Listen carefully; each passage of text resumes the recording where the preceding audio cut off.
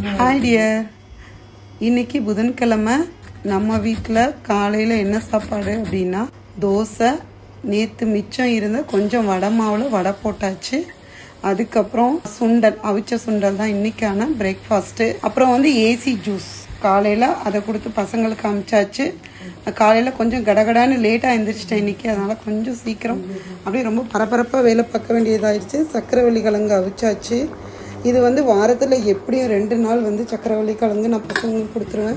இதுதான் நேச்சுரல் இனிமான்னு சொல்லுவாங்க. பிள்ளைங்களுக்கு மோஷன் நல்லா போகும், கட் ஹெல்த்துக்கும் நல்லதுன்னு சொல்லுவாங்க.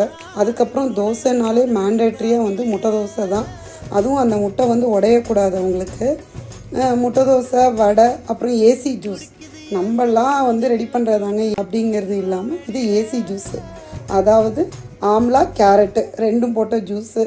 ஏசி ஜூஸ் குடிச்சு பாருங்கள். தேன் ஊற்றி அதோட கொஞ்சம் நல்லா கிரைண்ட் பண்ணி அதை வடிகட்டி குடிக்கும் போது டேஸ்ட்டும் நல்லாயிருக்கும், ப்ளஸ் கண்ணுக்கு நல்லது. அதனால் சொல்லிட்டு அடிக்கடி கேரட்டு, பீட்ரூட்டு இதை மாற்றி நான் ஏபிசி, அதுக்கப்புறம் ஏக்கு ஆப்பிள் ஒரு டைம் போடுவேன், ஏக்கு ஆம்லா ஒரு டைம் போடுவேன், சிக்கு கேரட் ஒரு டைம் போடுவேன், சிக்கு ஒரு டைம் கோகோனட் போடுவேன். இப்படி மாற்றி தான் எங்கள் வீட்டில் இருக்கும் ஏபிசி ஜூஸு.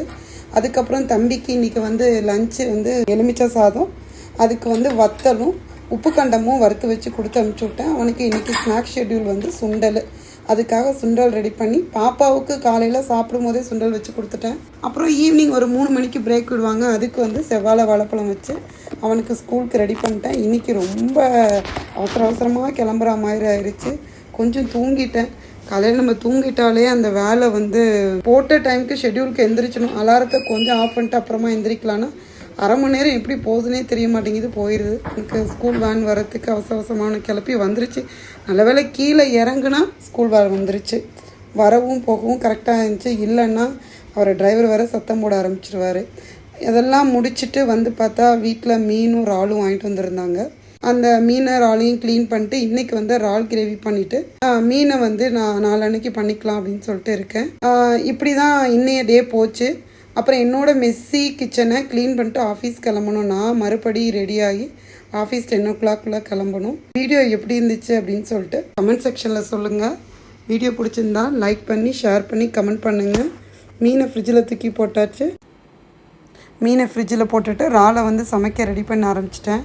அதுக்கப்புறம் நான் இன்றைக்கி எங்களுக்கும் லெமன் சாதம் பண்ணலான் இருந்தேன். ஆனால் வீட்டில் சாப்பிட மாட்டார். கொஞ்சம் லெமன் சாதம்னாலே அப்படியே போரிங்காக பேசுவார். அதனால் இறால் கிரேவி பண்ணிவிட்டு சாதம் வடிக்க போகிறேன். பாய்.